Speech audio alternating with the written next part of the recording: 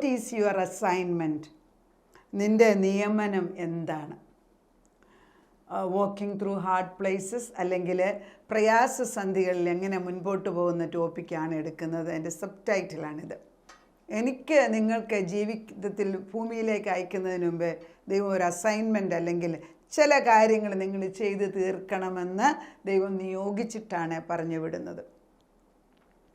അങ്ങനെ നിയോഗിച്ചയച്ച നമ്മൾ എവിടെയെല്ലാം ഓടി നടന്നാലും, നമ്മുടെ മക്കളായിരിക്കാം, നമ്മളായിരിക്കാം, ആ ഒരു ജോലി ദൈവം ഏൽപ്പിച്ചത് ചെയ്യാൻ വേണ്ടിയുള്ള പരീക്ഷണങ്ങൾ അല്ലെങ്കിൽ അതിനുള്ള ട്രെയിനിങ് ദൈവം നമുക്ക് തരും. അപ്പോൾ മോശയെ പറഞ്ഞു വിട്ടത് ദൈവം തൻ്റെ ജനതയെ രക്ഷിക്കാൻ വേണ്ടിയാണ്. മോശ എവിടെയാണ് വളർന്നത്?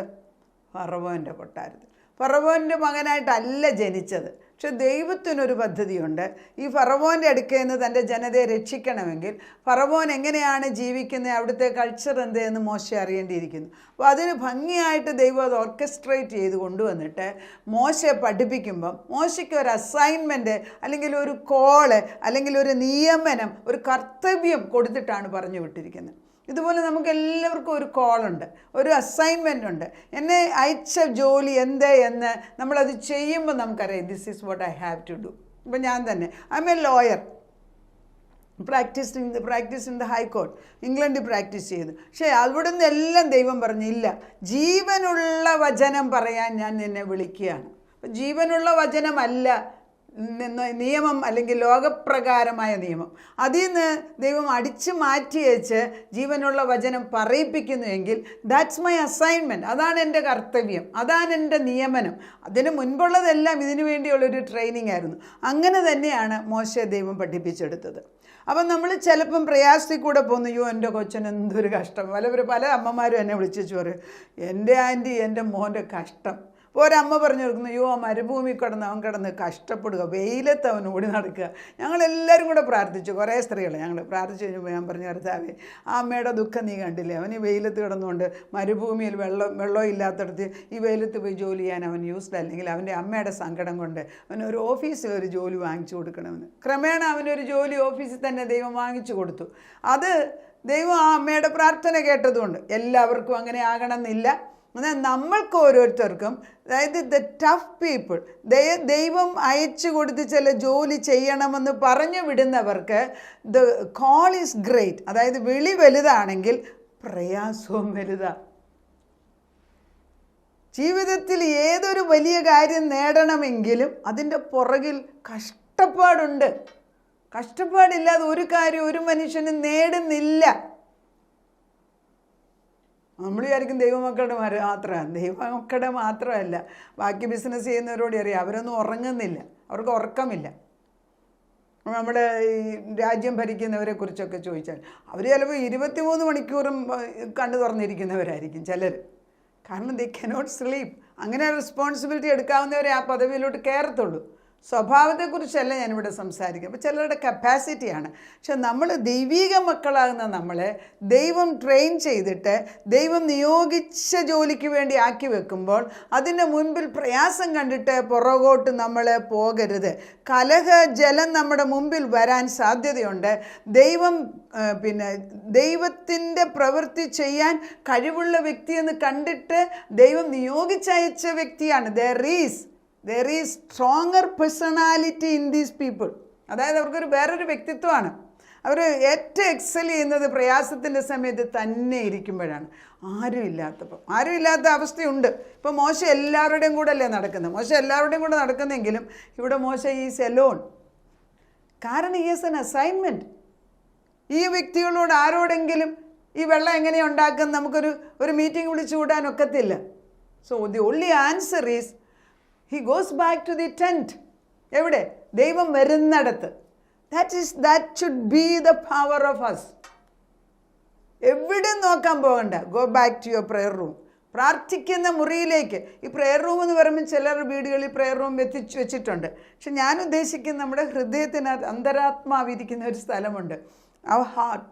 ഇതിനകത്ത് ദൈവമുണ്ട്. ആ ദൈവത്തോട് നമ്മൾ അല്പനേരം ഒന്ന് ചോദിക്കുകയാണ്, ഈ ഒരു പ്രയാസത്തിൽ ഞാൻ എങ്ങനെ മുൻപോട്ട് പോകണം. അത്രയും മതി ചോദ്യം. He hears you. ഹൃദയം ഇടിപ്പറിയുന്നൊരു ദൈവം. റോമർക്ക് എഴുതിയതിനകത്ത് 8-ാം അധ്യായത്തിലൊക്കെ 26-ലൊക്കെ പറയുന്നു, എങ്ങനെ പ്രാർത്ഥിക്കണമെന്നറിയാത്തപ്പോൾ നിന്റെ നെടുവീർപ്പ് പോലും കേൾക്കുന്ന ഒരു ദൈവം, അത് പ്രാർത്ഥനയായിട്ട് ചെല്ലുന്ന അത്ര. അതായത് അതെങ്ങനെയാണ് ഉപമിക്കുന്നത്? അതായത് അമ്മമാർക്ക് ആദ്യമായിട്ടൊരു കുഞ്ഞുണ്ടാകുന്നിരിക്കട്ടെ, ഒരു സ്ത്രീക്ക്, അത് ഇടതും വലതും ആ കുഞ്ഞ് പോകുന്നതും വരുന്ന അമ്മയ്ക്ക് അന്നേരം അറിയാം. രാത്രിയിൽ ഒന്ന് ഉറങ്ങിയേച്ചതൊന്ന് നെടുവീർപ്പിട്ടാൽ അമ്മ ഉണർന്നിരിക്കും. ആദ്യകാലങ്ങൾ ഒന്നാമത്തെ ചൈൽഡിനാണ് ഇതൊക്കെ. Because they are so much tuned in to the safety of the child. ആ കുഞ്ഞിൻ്റെ വളർച്ചയ്ക്ക് വേണ്ടി അത്ര ശ്രദ്ധയോടുകൂടിയാണ് അമ്മ ഇരിക്കുന്നത്. ഒരമ്മ മറന്നാലും ഞാൻ നിന്നെ മറക്കത്തില്ല എന്ന് യേശു പറയുന്നെങ്കിൽ, നമ്മുടെ ഓരോരുത്തരുടെയും പ്രയാസ സമയത്ത് നമ്മളൊന്ന് നെടുവീർപ്പിട്ടാൽ അവൻ അറിയുന്നില്ലേ? അറിയുന്നുണ്ട്. പ്രോബ്ലം ഈസ്, അറിയുന്ന ഒരു ദൈവം ഉണ്ടെന്ന് നമ്മൾ വിശ്വസിക്കുന്നില്ല. That's the only issue. ചില നല്ല സാമർഥ്യമുള്ള സ്ത്രീകളെ ഞാൻ കണ്ടിട്ടുണ്ട്. അവർ പ്രശ്നം വരുമ്പോൾ അവരൊന്നും കേൾക്കത്തില്ല. പക്ഷേ അവരുടെ ഭവനങ്ങളിൽ, വലിയ കുടുംബങ്ങളിലൊക്കെ പെട്ട് അവർ ആ ഭവനത്തിൽ കഴിവുള്ള ആരാന്നറിയും. അവരുടെ വീട്ടിൽ ചെന്നിട്ട് ഈ വിഷയം ചെന്ന് പറയും. അങ്ങനെ പലപ്പോഴും ഞാൻ കണ്ടിട്ടുണ്ട്. ഞങ്ങളുടെ തന്നെ കുടുംബത്തിൽ അവർ വരുമ്പോൾ അറിയാം അവരെന്തോ ഒരു ഉത്തരത്തിന് വേണ്ടിയാണ് വരുന്നത്. അവർ വന്ന് നമ്മുടെ അടുക്ക പറഞ്ഞേച്ചു പോകും. അവർക്കൊന്നും ചെയ്യാനൊക്കത്തില്ല. പക്ഷേ എൻ്റെ ഹസ്ബൻഡ് അത് ഏറ്റെടുത്തിട്ട് പലരോട് പറഞ്ഞിട്ട് അത് സോൾവ് ചെയ്ത് കൊടുക്കും. കാരണം അവർക്കറിയാം അവിടെ വന്നാൽ അതിന് പ്രശ്നം വരും. അതുപോലെ നമ്മൾ അറിയണം, ദൈവസന്നിധിയിലേക്ക് ഞാൻ സാഷ്ടാംഗം വണങ്ങാൻ എൻ്റെ ദൈവസന്നിധിയിൽ ഞാൻ ചെല്ലുമ്പോൾ എനിക്ക് പരിഹരിക്കാൻ വയ്യാത്ത പ്രശ്നം അവനിതാ പരിഹരിച്ചു തന്നിരിക്കുന്നു. ആരെയാണ് ഞാൻ കാണാൻ പോയിരിക്കുന്നത്? ഈ ദൈവം പരിശുദ്ധാത്മാവിൽ ഇറങ്ങി വന്നിട്ട് എന്ത് സംഭവിച്ചു എന്ന് ഈ വാക്യങ്ങളിൽ എഴുതിയിരിക്കുകയാണ്. യഹോവ മോശയോട്, നീ എന്തിനാ എനിക്കറിയേണ്ട ആവശ്യമില്ലെന്ന്, നിൻ്റെ വടിയെടുത്ത് നീയും സഹോദരനെ അഹരോനും സഭയെ വിളിച്ചുകൂട്ടി അവർ കാണുകെ പാറയോടെ കൽപ്പിക്ക. ഞാൻ വായിക്കുന്നത് സംഖ്യാപുസ്തകം 20-ന്റെ 7-ാം വാക്യം. അപ്പോൾ ഇവിടെ ഒരു നിർദ്ദേശം കൊടുക്കുകയാണ്. എന്തെടുക്കണം? വടിയെടുക്കുക, തിരിച്ച് ചെന്ന് സഭയെ കൂട്ടുക, വിളിച്ചു കൂട്ടുക. എന്നിട്ട് അവിടെ എങ്ങനെ മരുഭൂമിയിൽ ഒരു പാറ, നമ്മളെപ്പോഴേലും ചിന്തിച്ചിട്ടുണ്ടോ അവിടെ ഒരു പാറയുണ്ടെന്ന്? അപ്പം ദൈവം നേരത്തെ ഇതെല്ലാം അറിഞ്ഞുകൊണ്ട് ഇതൊക്കെ ചെയ്യുന്നില്ലേ? അത് ഇതുവരെ നമ്മൾ മരുഭൂമിയിൽ ഒരു പാറ ഞാൻ കണ്ടില്ല. പക്ഷെ ഇപ്പം പെട്ടെന്ന് അവിടെ ഒരു പാറയുണ്ടെന്ന് എഴുതിയിരിക്കുന്നു. ആ പാറയുടെ അടുക്കൽ ചെല്ലുമ്പോൾ നീ അതിനോട് കൽപ്പിക്ക എന്നാണ് പറഞ്ഞു വിടുന്നത്. കൽപ്പിക്കാൻ പറഞ്ഞു. ഇതാണ് assignment. There is A great assignment on him saying that you go back with the authority which I have given U. ഞാൻ തന്ന അധികാരത്തോട് നീ ചെന്നിട്ട് ഈ ഒരിക്കലും സംസാരിക്കാൻ കഴിവില്ലാത്ത അല്ലെങ്കിൽ ഒന്നും ചെയ്യാൻ വയ്യാത്ത ഒരു പാറ പോലെ ഒരു സാധനം അവിടെ നിൽക്കുകയാണ്, അതിനോട് കൽപ്പിക്ക എന്ന് പറഞ്ഞു വിടുന്നു. നമ്മുടെ സ്വയബുദ്ധിക്ക് വിചാരിക്കും ഇതൊക്കെ എങ്ങനെ സംഭവിക്കുന്നില്ല. പക്ഷെ അവിടെ നമ്മുടെ ഈ ജഡീക ബുദ്ധിക്ക് ഇവിടെ സ്ഥാനമില്ല. എന്ത് സംഭവിക്കുന്നു? മോശയ്ക്ക് ദേഷ്യം വരികയാണ്. മോശ തന്നോട് കൽപ്പിച്ചതുപോലെ മോശ യഹോവയുടെ സന്നിധിയിൽ നിന്ന് വടിയെടുത്ത് മോശയും അഹറോനും പാറയുടെ അടുക്കൽ സഭയെ വിളിച്ചുകൂട്ടി അവരോട്, മത്സരികളെ കേൾപ്പീൻ, ഈ പാറയിൽ നിന്ന് ഞങ്ങൾ നിങ്ങൾക്ക് വേണ്ടി വെള്ളം പുറപ്പെടുവിക്കും എന്ന് പറഞ്ഞ് മോശ കൈ ഉയർത്തി വടി കൊണ്ട് പാറയെ 2 പ്രാവശ്യം അടിച്ചു. വളരെ വെള്ളം പുറപ്പെട്ടു. ജനം അവരുടെ കന്നുകാലികളും വെള്ളം കുടിച്ചു. അവിടെ ചെന്നിട്ട് മോശ ദൈവം കൽപ്പിച്ച കാര്യങ്ങൾ ചെയ്തതിന് ഒരല്പം വ്യത്യാസം വരുത്തിയിട്ട് പാറയെ അടിക്കുകയാണ് ചെയ്തത്. വെള്ളം ദൈവം കൊടുക്കുക തന്നെ ചെയ്തല്ല, വെള്ളം അവർ കുടിച്ചു, അവരുടെ മൃഗങ്ങളും കുടിച്ചു, അവരുടെ ദാഹം മാറ്റിക്കൊടുത്തു. ഒരു അസൈൻമെൻറ്റിന് അയച്ചു വിടുകയാണ് നമ്മളെ. അതായത് ഒരു ജോലി പറഞ്ഞു വിടുക. ഞാൻ പറയുന്നത് പോലെ നീ ചെയ്യണം. The assignment in this place was, അതായത് ഈ ഒരു സമയത്തെ പ്രത്യേക നിയോഗം, ശ്രദ്ധിച്ച് കേൾക്കണേ, ഈ ഒരു നിയോഗം അവിടെയുള്ള പാറയോട് നീ ചെന്നിട്ട് കൽപ്പിക്ക. ക്ലിയറായിട്ട് ഞാൻ കേട്ടെങ്കിൽ ഞാൻ ചെന്നിട്ട് പറയും, സമൂഹത്തിനെ വിളിച്ചുകൂട്ടി ദൈവം പറഞ്ഞിരിക്കുന്നു വെള്ളം തരുമെന്ന്, ഈ പാറയോട് സംസാരിക്കാൻ കൽപ്പിച്ചിരിക്കുകയാണ്, പാറ പിളർന്ന് ഇതിനകത്തുനിന്ന് വെള്ളം പുറത്തോട്ട് വരട്ടെ എന്ന് പറഞ്ഞിരുന്നു എങ്കിൽ അന്നേരം വെള്ളം വന്നേനെ.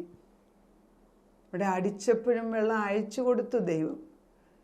മനുഷ്യനെ സാറ്റിസ്ഫൈ ചെയ്തു. പക്ഷെ ദൈവത്തിൻ്റെ പൂർണ്ണ അനുസരണം മോശയ്ക്കില്ലാതെ പോയി. അസൈൻമെൻറ്റിൽ അവസാന നിമിഷം അതായത് ഏൽപ്പിച്ച കർത്തവ്യത്തിൽ അവസാന നിമിഷം തെറ്റിച്ചു. മോശയ്ക്ക് പറ്റിയെങ്കിൽ പിന്നെ നമുക്കും പറ്റുമല്ലോ. പല വിശ്വാസികളുടെയും ജീവിതത്തിൽ ദൈവം ഒരു അനുഗ്രഹം തരാനായിട്ട് വാതിൽ തന്ന് കൈ പിടിച്ച് നീട്ടിത്തരുമ്പോൾ അത് വാങ്ങിക്കാതിരിക്കുന്നതിൻ്റെ റീസൺ എന്താണെന്ന് ചോദിച്ചാൽ ശ്രദ്ധ വെച്ച് നമ്മൾ കേൾക്കുന്നില്ല. കർത്താവ് കൽപ്പിക്കാനാണ് പറഞ്ഞത് എങ്കിൽ നമുക്ക് തിരിച്ചു നോക്കാം. മോശ കൽപ്പിക്കാൻ പോവാണ്, പാറയുടെ മുമ്പിൽ നിന്നിട്ട് ദൈവത്തിൻ്റെ നാമത്തിൽ ഈ പാറയ്ക്കകത്തൊന്ന് വെള്ളം പുറപ്പെടട്ടെ എന്ന് പറഞ്ഞാൽ മതിയായിരുന്നു. പുറപ്പെടട്ടെ, കൽപ്പനയാണ്. എന്തൊരു അതിശയായിരുന്നേനല്ലേ ആ വെള്ളം വരുന്നതും.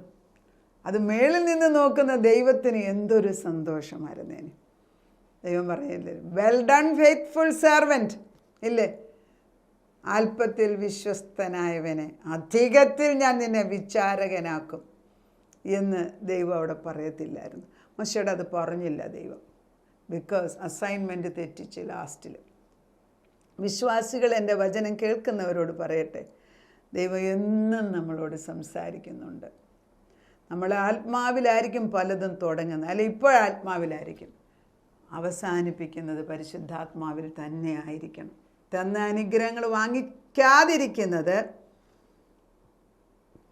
നമ്മുടെ വിശ്വാസത്തിൻ്റെ ആ ഉറപ്പില്ലാത്തത് കൊണ്ടാണ്. ദൈവം ഇതാണ് എന്നോട് പറഞ്ഞത് എങ്കിൽ ഞാൻ അതിൽ ഉറച്ചു നിൽക്കുന്നു. ഞാൻ എൻ്റെ വീട്ടിൽ പറയും, എൻ്റെ വീട്ടിൽ ഓരോ പ്രശ്നങ്ങളും ഞാൻ പറയും, ഞാൻ അറിഞ്ഞിട്ടില്ല, ദൈവം എന്നോട് പറഞ്ഞിട്ടില്ല. ദൈവം പറഞ്ഞിട്ടില്ല എങ്കിൽ അതിന് പ്രസക്തിയില്ല. കാരണം ദൈവം തൻ്റെ മക്കളോട് പറഞ്ഞിട്ട്, തൻ്റെ മക്കൾ അറിയുന്നവരോട് പറഞ്ഞിട്ട് എന്തെങ്കിലും വരത്തുള്ളൂ. പിന്നെ ചില ഭാരങ്ങൾ വരും, ചിലതിന് ഉത്തരം കിട്ടാതിരിക്കും. പക്ഷെ ആ ഉത്തരം കിട്ടാത്ത സമയങ്ങളിലും കർത്താവിൻ്റെ ഒരു ശാശ്വതമായ ഒരു ശബ്ദം പുറകിൽ കേൾക്കും. I am in total control. ഞാനാണ് ഈ കാര്യം നിയന്ത്രിക്കുന്നത്, ഞാനാണ് നിയന്ത്രിക്കുന്നത്. നീ ഭാരത്തിലോട്ടും സാഹചര്യത്തിലോട്ടും കണ്ണു നോക്കാതെ ഞാൻ പറഞ്ഞ കാര്യത്തിൽ മാത്രം ഉറച്ചു നിൽക്കേ. മോശയ്ക്ക് എന്താ സംഭവിച്ചതെന്ന് അടുത്ത ദിവസം പറയാം. എന്താണ് ദൈവത്തിൻ്റെ പരിശുദ്ധാത്മാവ് നിയോഗിച്ച് വിട്ട് കഴിഞ്ഞിട്ട് ലാസ്റ്റ് മിനിറ്റിൽ ദൈവം പറഞ്ഞത് കേൾക്കാഞ്ഞതുകൊണ്ട് എന്ത് സംഭവിച്ചു? നമുക്ക് പ്രാർത്ഥിക്കാം. നാഥ, ഒരു കർത്തവ്യവുമായിട്ട് ഒരു ജോലി ചെയ്യാൻ ദൈവത്തിൻ്റെ അംബാസിഡറായിട്ട് ഞങ്ങളെയൊക്കെ നിർത്തി വച്ചിരിക്കുക ഭൂമിയിൽ. പലപ്പോഴും ഞങ്ങൾ തുടങ്ങുന്നത് നല്ല ശൂര്യത്തിലാണ്, പകുതിക്ക് വലിയ കുഴപ്പമില്ല, പക്ഷെ കുറച്ച് കഴിയുമ്പോൾ നിന്നിൽ നിന്ന് ഞങ്ങൾ മാറുന്നുണ്ട്. അതുകൊണ്ടാണല്ലോ വലിയ പ്രവാചകന്മാർ പോലും അവസാനം പറയും, അയ്യോ ഞാൻ തെറ്റിപ്പോയി എന്ന്. അവർ തെറ്റിയത് എപ്പോഴാണെന്ന് ചോദിച്ചാൽ അവരറിഞ്ഞില്ല, ആത്മാവിൽ നിന്ന് ജഡത്തിലോട്ട് കയറിപ്പോയി. അത് വലിയ പാപമായിട്ട് തന്നെയാണ് വേദപുസ്തകം കാണുന്നത്. അതുകൊണ്ട് മറ്റുള്ളവരെ വിധിക്കാതെ ഞങ്ങൾക്ക് ഈ ബലഹീനതയുണ്ടെന്ന് മനസ്സിലാക്കിക്കൊണ്ട് നിൻ്റെ സമാഗമന കൂടാരത്തിലേക്ക് കയറി വന്ന് അവിടെ ഞങ്ങൾ കമന്ന് കിടക്കുമ്പോൾ ഞങ്ങളുടെ കാര്യത്തിന് എന്താണ് അവിടുന്ന് ഉത്തരം പറയുന്നതെന്ന് ശ്രദ്ധ വെച്ച് കേൾക്കാനുള്ള ഒരു കൃപ ഇന്നിട്ട് തരണം. കേൾക്കുക തന്നെയല്ല, അത് സംഗ്രഹിച്ചിട്ടത് പ്രവർത്തിക്കാനുള്ള ആത്മാവും കൂടെ തരണം. അത് തീരുന്നിടം വരെ അതിൽ ഉറച്ചു നിൽക്കാനുള്ള ബലം തരണം. ഇല്ല കർത്താവേ, സമ്മതിക്കുന്നു ഞങ്ങൾക്ക് ഈ കഴിവില്ല എന്ന്. പക്ഷെ നിന്നോട് പറയുമ്പോൾ നീ കേൾക്കുമല്ലോ. ഞങ്ങൾ വ്യക്തമായിട്ടും ചോദിക്കുകയാണ്. ഹവ്വായ്ക്ക് ഇത് തന്നെയാണ് പറ്റിയത്. ഹവ്വായോട് പറഞ്ഞു, നീ ആ ജീവവൃക്ഷത്തിൻ്റെ ഫലം ഇഷ്ടം പോലെ കഴിച്ചു, അത് ക്രിസ്തു തന്നെ. പക്ഷെ നന്മതിന്മയുടെ ഫലം കഴിക്കരുത്. ആ ഹവ്വായുടെ അടുക്കൽ ആ പിശാച് വന്ന് ചോദിച്ചപ്പോൾ നന്മതിന്മയുടെ ഫലം തൊടുകയും ചെയ്യരുത്, കഴിക്കുകയും ചെയ്ത്. അങ്ങനെ ദൈവം പറഞ്ഞില്ലല്ലോ. കേട്ടതുപോലും ശ്രദ്ധിച്ചിട്ടില്ല. ഞങ്ങളും അങ്ങനെ തന്നെയാണ്. പല പ്രയാസങ്ങളും ഞങ്ങൾ തന്നെ വരുത്തി വെക്കുന്നതാണ്. എന്നാൽ ഇന്നു മുതൽ ഞങ്ങളുടെ ചെവികളെ ഒന്നും കൂടെ ഒന്ന് കഴുകി ശുദ്ധീകരിച്ച് അവിടുന്ന് പറയുന്നത് വ്യക്തമായിട്ട് കേട്ടിട്ട് അതുമാത്രം ചെയ്യാനുള്ള പ്രത്യേക കൃപയിട്ട് തരണം. മുൻപിൽ എന്ത് സാഹചര്യമെന്ന് നോക്കാതെ അപ്പച്ചൻ പറയുന്നതിൽ ഉറച്ചു നിൽക്കാനുള്ള ഒരു വൻ കൃപ ഇട്ട് തരുന്നതിന് സ്തോത്രം. അതാ നിൻ്റെ മുഖത്തേക്ക് നോക്കുമ്പോൾ നീ ഞങ്ങളെ മാനിക്കുന്ന ദൈവമാപ്പ. നിൻ്റെ ശബ്ദം ക്ലിയറായിട്ട് മനസ്സിലാക്കാൻ ഞങ്ങളെ പഠിപ്പിക്കുന്നതിന് സ്തോത്രം. പ്രാർത്ഥന കേട്ട് ഞങ്ങളുടെ കുടുംബങ്ങളിലേക്ക് എഴുന്നള്ളി വന്നല്ലോ. ഇനി അപ്പച്ചനെല്ലാം നോക്കുമല്ലോ. അതിനാൽ ഞങ്ങൾ നിന്നെ സ്തുതിക്കുന്നു. സകലതും നിൻ്റെ നാമ മഹത്വത്തിന് വേണ്ടിയാകട്ടെ അപ്പച്ച. പ്രാർത്ഥന കേട്ട് ഉത്തരം തന്ന ദൈവത്തിന് നന്ദി. യേശു ക്രിസ്തുവിൻ്റെ പുണ്യനാമത്തിൽ തന്നെ ആമേൻ.